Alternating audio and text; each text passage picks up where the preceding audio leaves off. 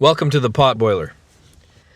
I'm Patrick Hughes, and this is The Hero Business, Part 4. Potboiler is an old term for pulpy paperback genre writing that I believe deserves to be the hero. Let's do the intro. As his court-mandated therapy continues, Eric's memory counters his new doctor's interests in his pursuits with that of his old child psychiatrist. Shortly after his foster brother Todd's harrowing football injury, Dr. Harmon begins visits with Eric, who has matched his brother in a descent into depression. Dr. Harmon quickly sees something special in young Eric, encouraging him to accept the things that make him different to help him try to find a purpose. Reflecting the growing relationship with Dr. Maynard, Eric is encouraged to discuss his motives to identify the purpose that makes him so different. The episodes of this story will be offered with no embedded commercial interruption. Visit patrickhughes.ca for links to me and to my other projects. And please stick around after the story for some very light business. The Hero Business features excerpts from my novel, The Valiant Unheroic, available per order on my website. Thank you.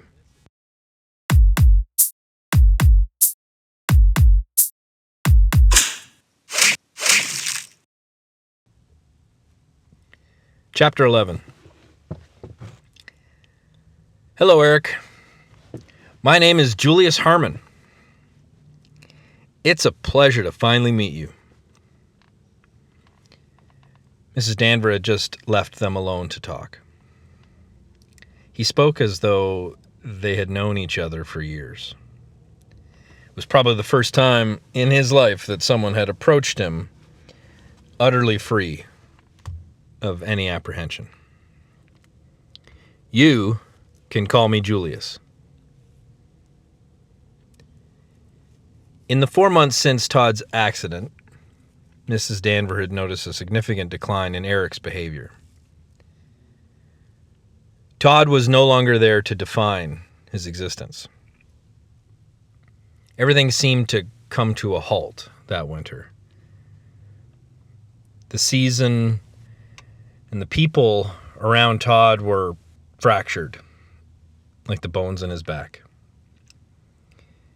The angle of Jake's strike on the football field, combined with the surprise and the impact of their fall, shattered his fifth vertebrae. The team, the school, and the community were left reeling as doctors predicted it unlikely that he would ever walk again. His time since had been spent in the operating room and in the physiotherapy wing of the hospital. As his future hung on an uncertain ledge, the boy who once won everything regressed further into his depressed shell with every passing day. He'd hardly spoken a word since his return to consciousness. Eric had said little more. He smiled when he was supposed to, said thank you and I'm fine when needed. Following a brisk transfer to a school on the far side of the district, Jake was forced by the school board into an intense psychotherapy schedule. Despite his repeated assurances that everything was fine and the accident was behind him, Jake's personality was altering before his parents' and his teachers' eyes. The strength that once the glass structure of his confidence had also been shattered, along with Todd's spine. He couldn't fake it anymore. His body bloated as his interest in sports and physical appearance fell behind his constant endeavor to avoid all social contact. He no longer wanted to be. Dr. Harmon wasn't the first African-American person Eric had ever met, but He stared at them as though he was.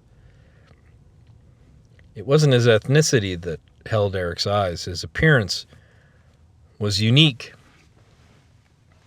In spite of his skin color, his hair was spun into short braids shooting from the top of his head. Beneath his mouth, a straight line of hair ran down through the cleft of his chin. His suit was bright blue, contrasting his deep red silk shirt. He was clearly into his 50s, but youthful exuberance burst from every word and motion. His smile was the brightest thing Eric had ever seen. So, Eric, your mother tells me that you seem depressed since Todd's accident. Mrs. Danver has always been very nice to me, but she's Todd's mother, not mine. Harmon's eyebrows lifted at the levity and frankness of Eric's placid tone. I feel fine, Dr. Harmon. She has no reason to worry. Julius Harmon quietly cursed himself for immediately directing himself into this young man's emotional wall without even looking for a door. He had studied this perplexing boy's file and acknowledged that he really should have known better. If he were to succeed at making it through that wall, he would have to find the door, and Eric would have to offer him the key.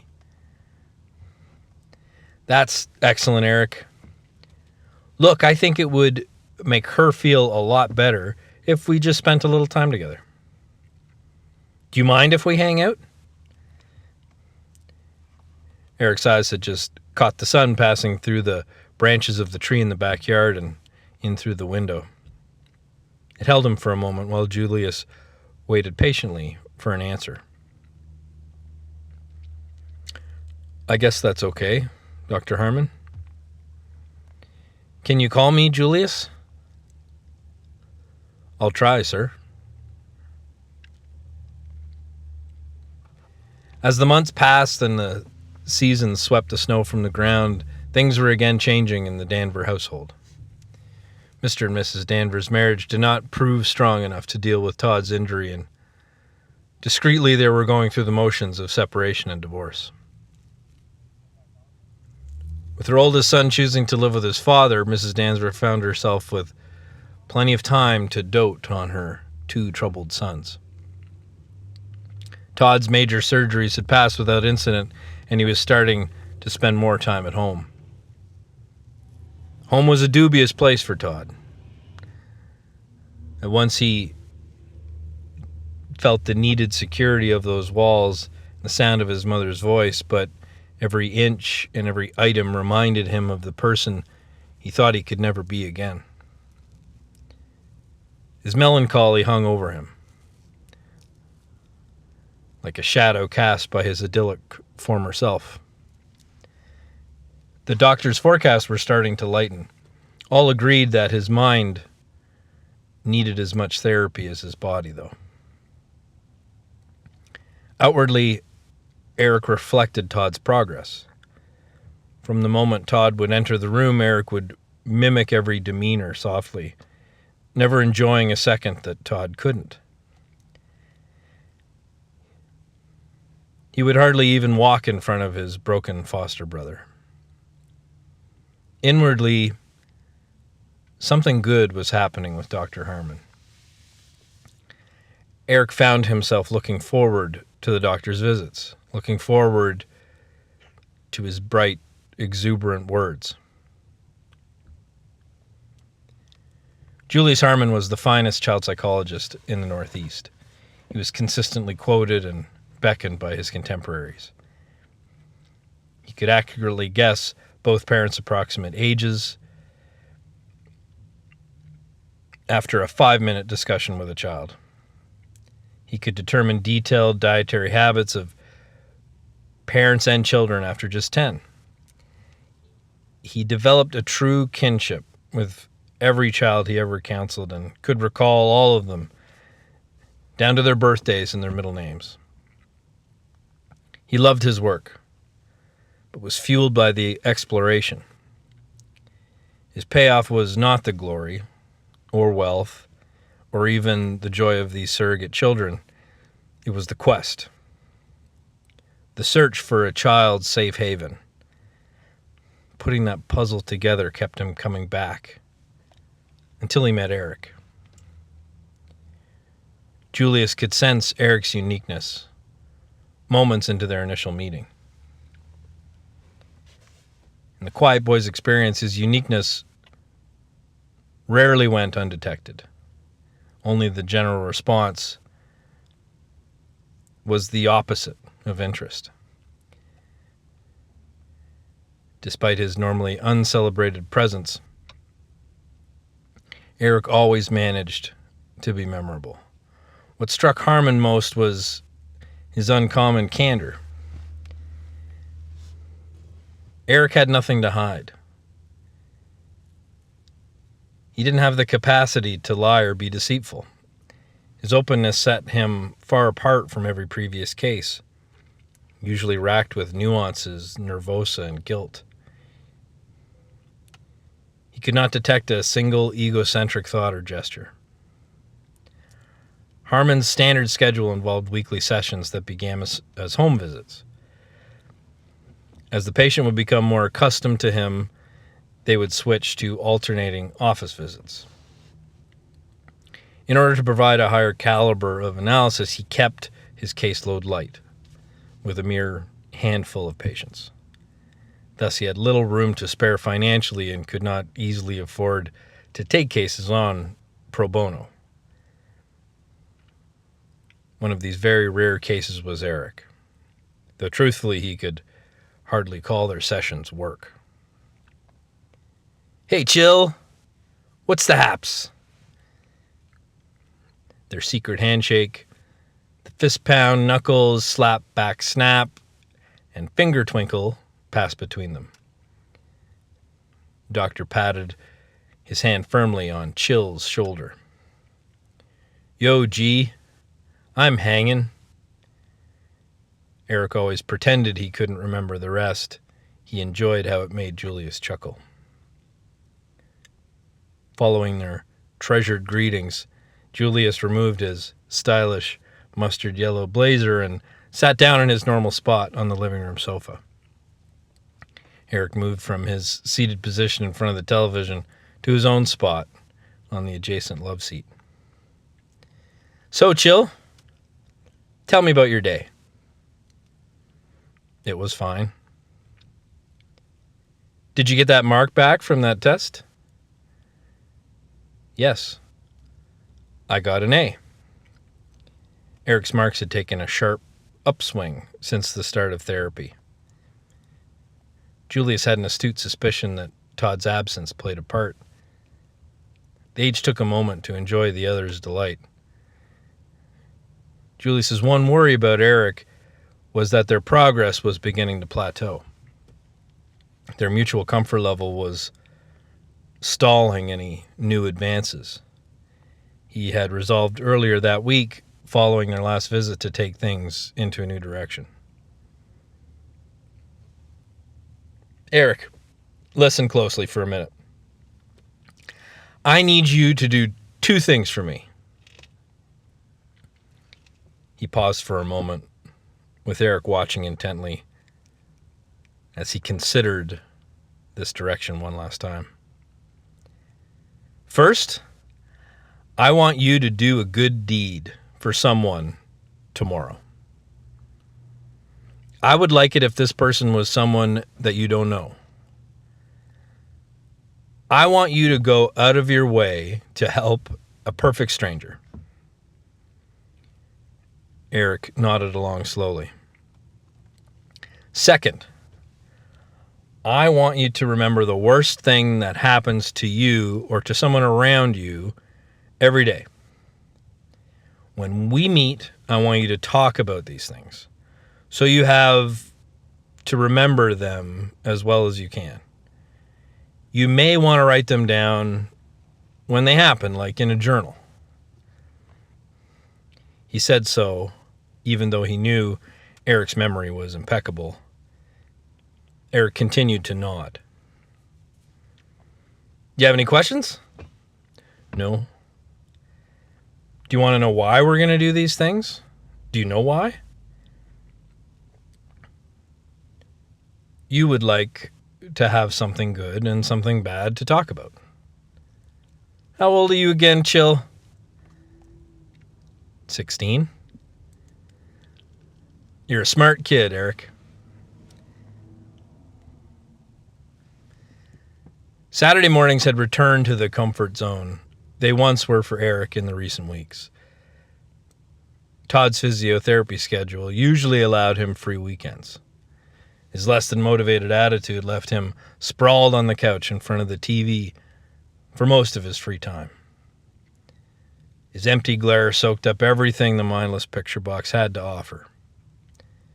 Todd rarely watched the sports he used to, leaving that pain behind him. He now had more time for Eric's childish television fare. This created a sort of muted quality time Eric was quite comfortable to share.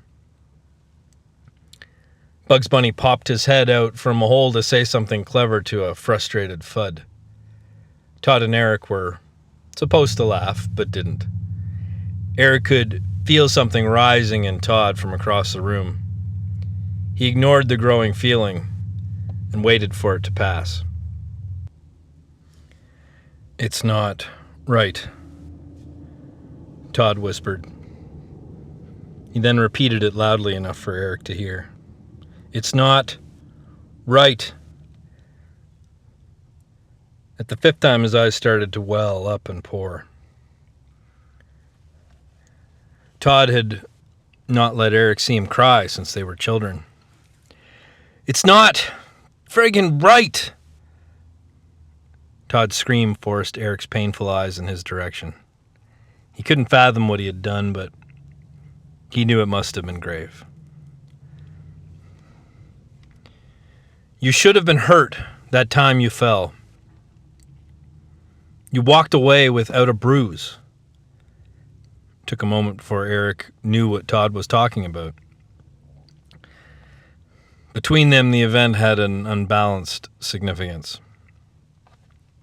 "I had so much. This shouldn't have happened to me. I should be the one who's hurt?" Eric's sincerity pointed Todd's pain. He had to look away. Eric quietly regretted speaking. It's not." Saturday morning sun stretched across the living room between them. On opposite sides of the room, both sat comfortably out of the reach of its light. "This just can't happen to me. I had so much. I could have been..." Todd kept his eyes focused on some point in the distance, far beyond the wall in front of him. "You still have everything, Todd." Eric couldn't begin to understand the vast difference in their definitions of everything. Before the end of his statement, Todd's eyes were drawn back to Eric's. "I have nothing. Nothing." Quickly finding an implement for his anger, Todd's once revered throwing hand wrapped around an old track trophy that stood next to him on the coffee table. He heaved it at Eric like he was closing in on the end zone. Eric was too mystified to flinch. The projectile grazed by his head and exploded on the wall behind them. A shard of the gold-plated pewter pelted the back of his neck as the large landscape print on the wall behind him was shaken off balance. The strength of Todd's throw weakened the picture already precariously held in the drywall. The small hook lost its final grip, and the oversized portrait, enclosed in glass and wood, came down on Eric. He was still achingly focused on the pain and anger across the room. The thick glass shattered on contact, forming daggers that drew down Eric's face and neck. the force that should have caused serious injury, the large jagged object toppled and buried him. Todd watched as the picture shook and loosened, but could not react quick enough to warn Eric. His face ripped open like the day at the ravine, only this time the injury was his fault. Eric's eyes stayed on Todd's mutating expression as the glass and wood fell about him. He hardly moved as it struck. He didn't wince or cry. He didn't sustain a single scratch. It was too much for Todd. After a moment, their glance broke. Without a word, Eric began cleaning the mess around him, while Todd's thoughts simmered. Shock soon broke with a whiplash of anger. "What are you?" Todd's expression was forming into revulsion, though Eric wouldn't look up at him. "You're some kind of freak. Get the hell away from me." Eric grabbed the last of the broken pieces and left the room. After he brought the shards and the clutter out to the garbage, Eric couldn't find the courage to return Todd's awful glare. They were the last words Todd said to Eric for months.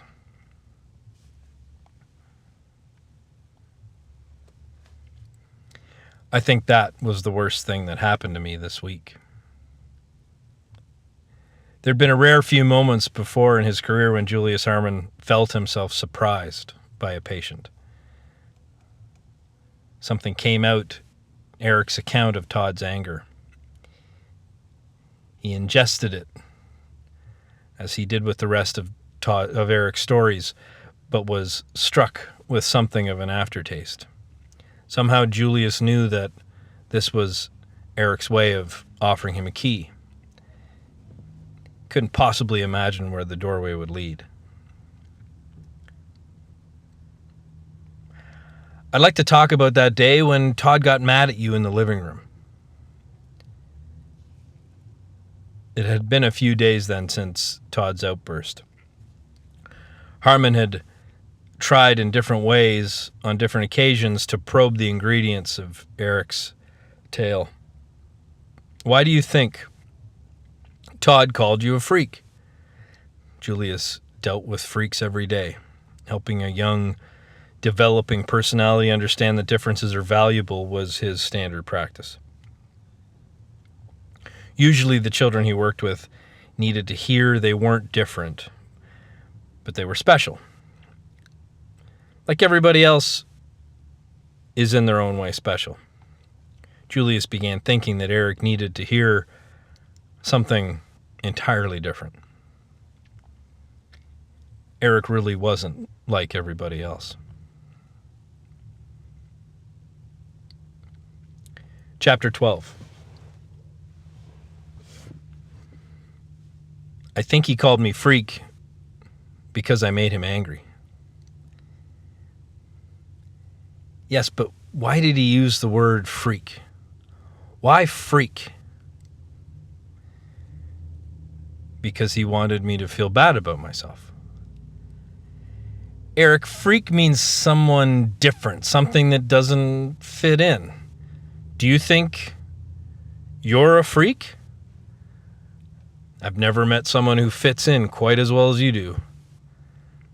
Eric spent a great deal of his time watching others at school. He could see their motivations and their goals and knew he didn't share them. He didn't know what part of the social structure was meant for him. Truthfully, none of them were. I don't know what I am. Does Todd think you're different? I guess he does. Eric sensed what Harmon wanted to hear. What does Todd think makes you different? I think he really got mad at me when the picture broke on me. Before that, he was more mad at himself. You said he was talking about a separate event. Something about a ravine? The ravine. It was when we were younger. It was the day we stopped being best friends. Eric had never admitted that aloud before. We were mountain biking and I fell. He seemed really disturbed. You weren't hurt, were you? You weren't hurt like Todd was hurt. Julius knew about the ravine. But you should have been hurt, right? Miss Danvers told him about the incident in one of their progress meetings. Todd had told her about it sometime after it happened. She knew it was significant, but dismissed Todd's freakish account as childish exaggeration. No. And yes, I should have been hurt. The things he says about you being different, they don't hurt you either, do they? They don't make you feel like Todd felt when he threw that trophy. Hurt on the inside. No. The only thing I feel is different. You never get hurt, do you, Eric? No. Maynard interview notes, May 16th. Maynard remembered to smile as he looked up from his notebook. Eric, I would like to talk a little more about Dr. Harmon. It is clear to me that Dr. Harmon's influence far surpassed that of his therapist. I've included our audio notes into this week's patient log. How long did you see Dr. Harmon? Dr. Harmon was my doctor for 6 years. Your time with Dr. Harmon meant a lot to you, didn't it, Eric? More than any of the other doctors. He was my doctor for a long time.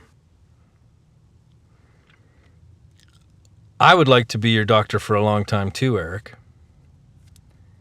It's time to change gears. I would like to add to my notes. I have to get in further with him. To do so, the rules have to change somewhat. Eric, I think we can really help one another.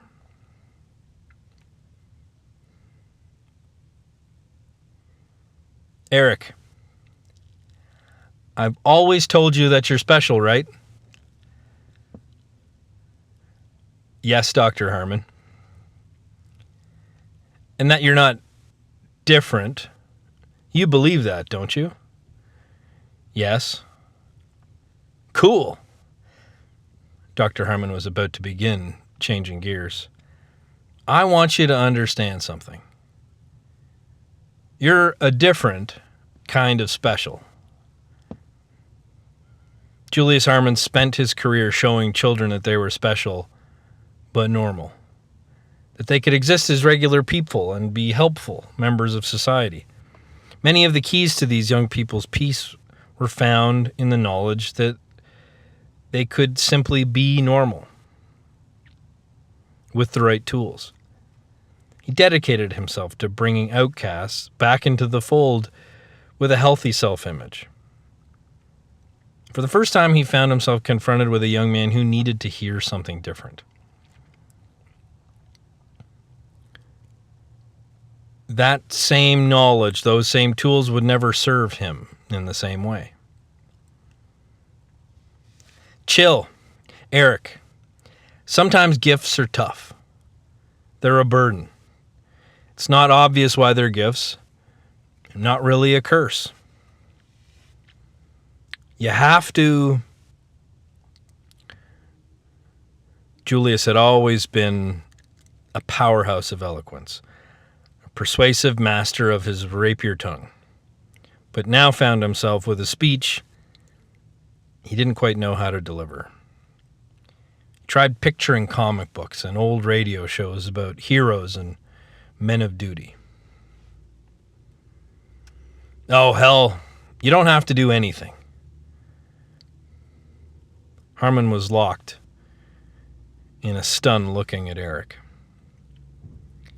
He tried to tell Eric how different his life was going to be. Even more so than it had been. That he would set himself apart, or be set apart, or be torn apart. His speech trailed off as the ever-present placid expression left the boy's face and was replaced by a look of severity that had never entered his face before. As always with Eric, the quality of his expression spoke to a commanding volume that came out in a whisper. The impact of what was being said suddenly struck them both. Tears began to well up in the doctor's eyes. Eric always knew he was different. Perhaps he could finally start to understand a purpose.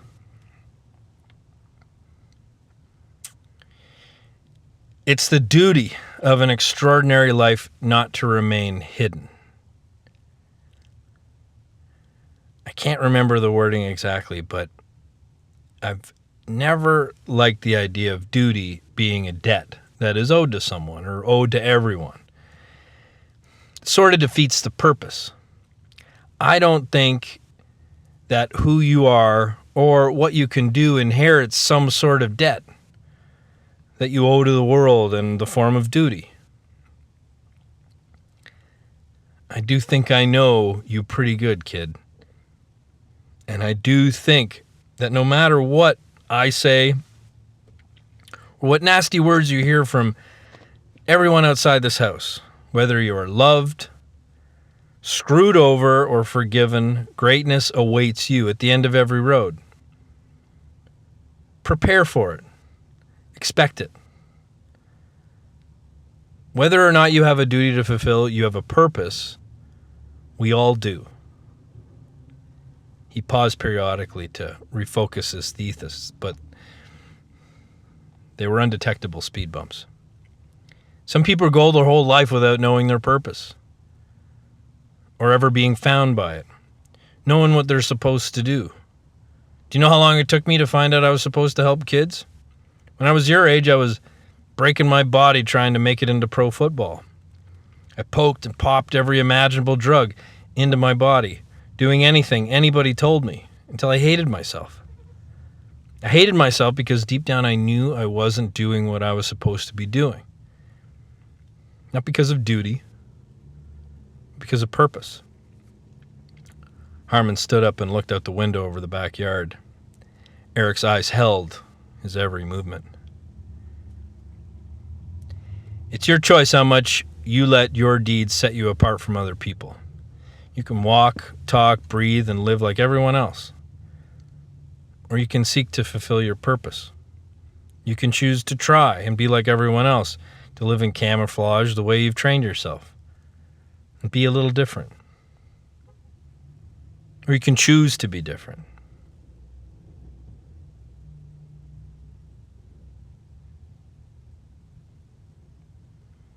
Dr. Maynard continued, "You are different, Eric. That much is certain. What we have to do as patient and doctor is we have to get to the root of what makes you different." This opening surprised Eric somewhat. It didn't match Maynard's normally nurturing paternal tone. "I feel like we're getting to know each other pretty well, and that we can trust one another." Eric tended to share a conversation differently than most. The fascination he wore on his face was in what people saw and how they expressed themselves. Deceptive, passionate, manipulative, melancholy. People tend to hypnotize him. It was easy to mistake his blankness for distance. There was nothing in Eric's expression that denoted resistance to the doctor's growing proposal. "Eric, that man who attempted to rob McKee's shot at the cashier in his 3 previous holdups. Though you may not know it, you didn't just stand in front of a gun. You stood in front of a bullet. Eric didn't show a hint of surprise. I would like to know what made you advance on that robber at that market on that day. Eric's glance shifted into the scenery through the window. They both acknowledged that the question had already been asked. Maynard cleared his throat before altering his question. I'm sure you understand that most people would have stayed hidden and not gotten involved. Most people would have worried about themselves and the presence of the robber's gun. Maynard had managed to recapture Eric's attention. I would like to know why you crossed the line. What made you grab that guy? What makes you a hero? The word hero curled Eric's expression. Benjamin Maynard didn't often ask questions that he didn't already know the answers to. He felt it was very therapeutic for patients to admit or even to just verbalize certain truths about themselves. Who was it that taught you to cross that line? The silence rested over them as Maynard resolved to resist Eric's hesitation and await an answer. Dr. Harmon and I used to talk about my purpose. It was the first time Eric had maintained eye contact with Maynard for more than a one-word response. Eric's stare gave his infrequent words a unspeakable punctuation. Benjamin didn't know he could listen so intently. I don't like the feeling I get when I know someone is going to get hurt. It's my purpose to help. Maynard was more captivated with every word. Their session went 40 minutes over schedule that afternoon.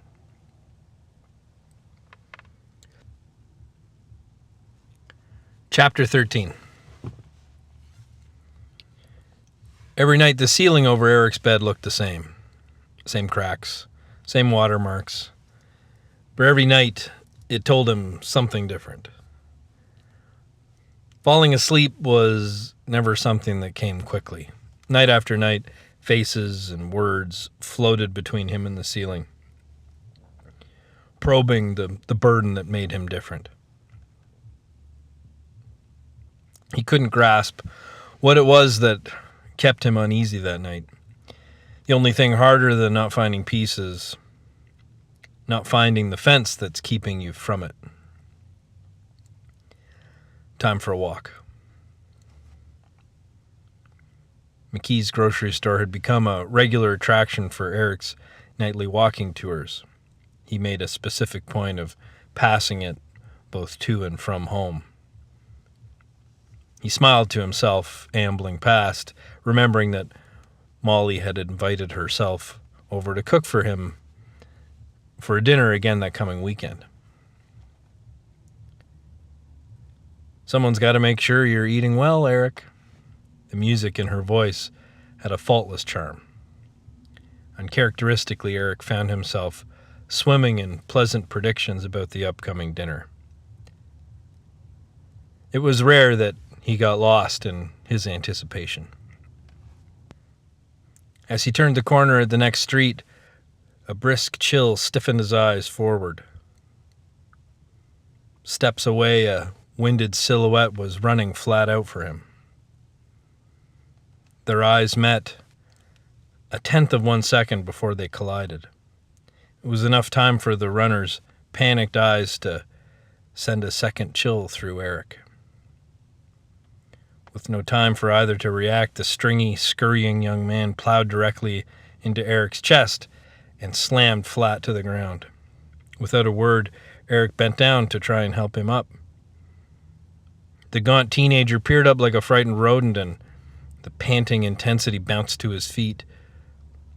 Before Eric's apology could be offered, he sprinted across the street and into the shadows.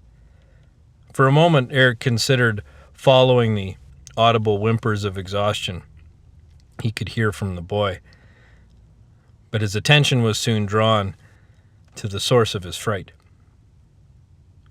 The young man's cell phone had fallen during their collision and caught his attention.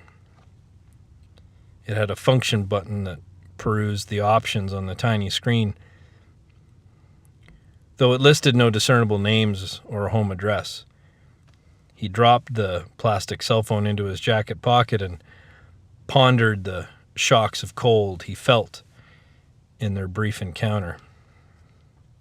He had a renewed interest in determining what the boy was running from. Before the thought could process, an eruption of fire, wood, and glass shook the buildings ahead of him. The explosion poured into the street about a half a block down, burning yellow and black into his eyes. Instinct started his legs into a full tilt as he raced down the street in the direction of the blaze. His heart pounded with the sound of the explosion beating over and over in his head and chest. The Grand Marquis Motel, an establishment of discounted quality and questionable clientele, was the kind of place that nobody was going to miss. Eric failed to consider its blight on the neighborhood as the calamity unfolded before him. As he approached, screams hammered his head from every direction as half-dressed people ran every which way, scrambling to carry their luggage and belongings. He stopped in the parking lot, his breath heaving in and out of his lungs. His eyes darted about, uncertain where he should be. Wails and cries pulsated behind him as he stood between the crowd that had formed in the burning motel, now engulfed in flames. He scanned along the front of the building to see all the room doors were open but one. Smoke billowed from the room's front window and poured from under the door as Eric tried to turn the knob. He heaved his shoulder into the locked door and cracked it open off the hinges as smoke and heat poured onto his face. He pounced into the room, squinting and attempting to adjust his eyes.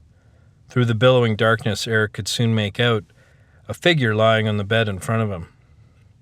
A young woman laid flat and limply spread in front of him, wearing only black lace lingerie. There was something wrong with the way she slept. It was as though she was crushed into slumber. She hadn't merely fallen to sleep. He bent to pick her up and found her wrists were fastened with handcuffs to the headboard of her bed. The heat and lessening supply of oxygen were pressing down on them like a vice. He shook and pulled at the cuffs that were clamped on tight. Without a thought, he then wrapped both hands around the pole of the headboard and ferociously ripped the solid wood to pieces. He emerged from the room a moment after, the young woman wrapped in her bedspread, held tight to his body. 100 anxious faces burst open in elation as he crossed the parking lot, the ever-growing fire rising behind him like a tidal wave. He carefully lowered her lifeless body to the pavement, and she started to twitch and moan. Sirens screamed from down the street, and the twisting grip in Eric's chest loosened as the boil around him started to simmer. New anxiety began in Eric as people from the crowd started to gather around him. He rose over the girl as people he didn't know with questions he couldn't answer flooded his ears and eyes. Warm and cold rushed through his body. As the voices and eyes came at him from all directions, he felt a tug on his sleeve. "Sir?" The middle-aged woman was the motel's proprietor. She wore a well-weathered old bathrobe. Her voice shook with worry, small and frail like her body. "That girl wasn't here alone.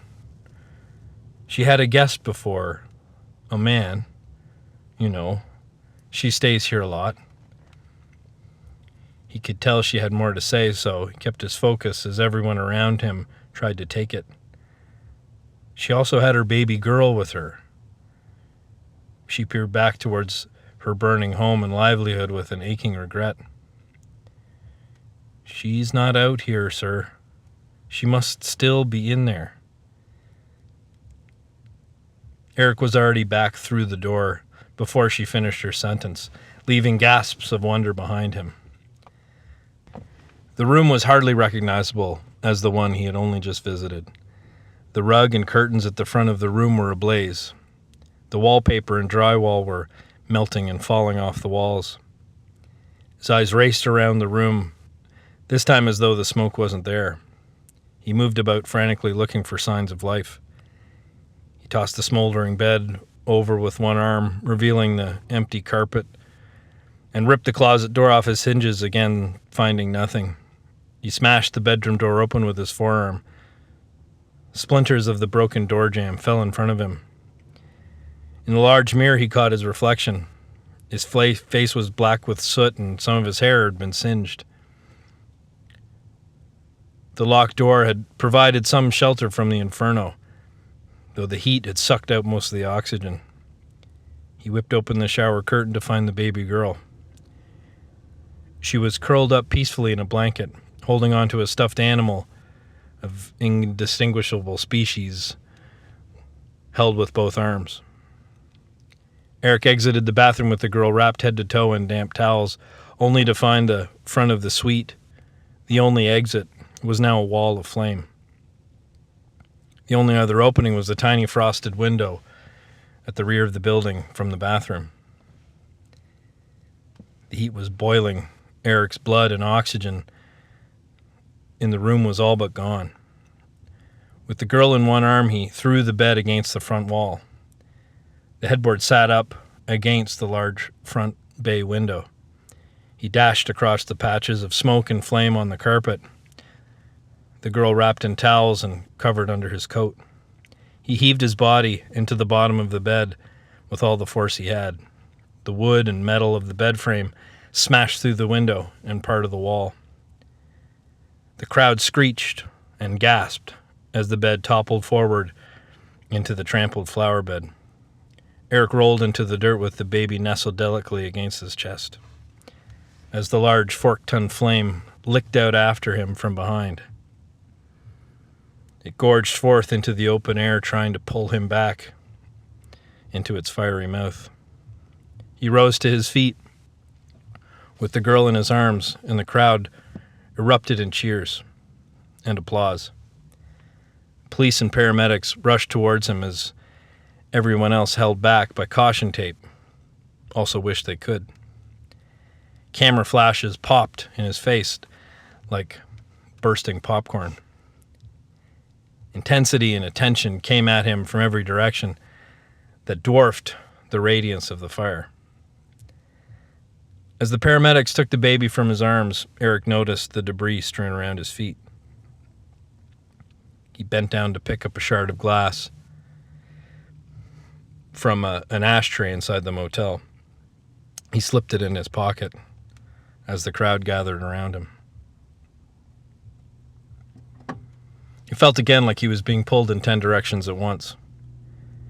If a cumulative quality could have been attached to the amount of attention Eric had received in his entire life, the last 20 minutes of his life would have easily trounced that number.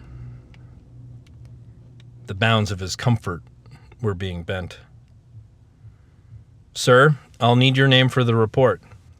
The officer spoke to him with authority but admiration. "Eric?" His attention was impossible to focus. "Sir, your last name?" "Verity. Eric Verity."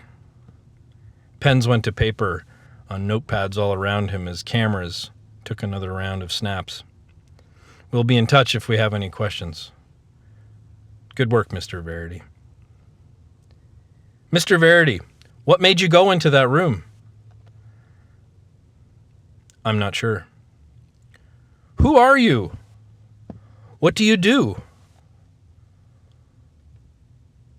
Who were you worried for? Were you worried for your own life? Are you the father? What do you do? Do you have a job? Do you want a job? Do you have a date?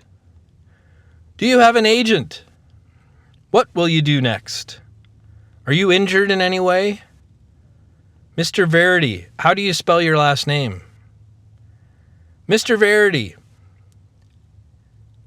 Eric, are you okay? It was Molly. Molly and Eric took the long way back to the store. Escaping the crowd was easier on Eric than it was for his new followers. He didn't look back once as every eye in the crowd followed him down the darkening street. They walked slowly, talking about her sisters, his doctors, and her store. They talked about what they were going to have for dinner the following evening. She held his arm as they walked. He felt equal levels of comfort, discomfort, and elation. She didn't ask him once about the motel. She didn't have to.